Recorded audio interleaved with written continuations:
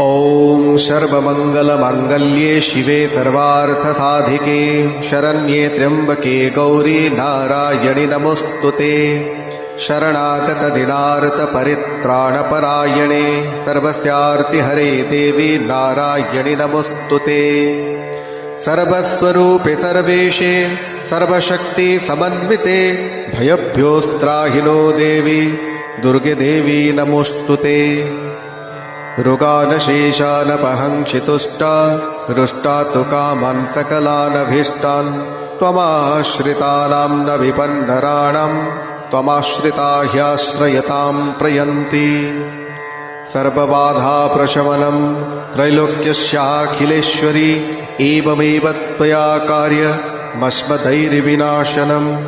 Shri Shri Saptashloki Durga श्रीजगदम्बार्पणमस्तु। Hari Om.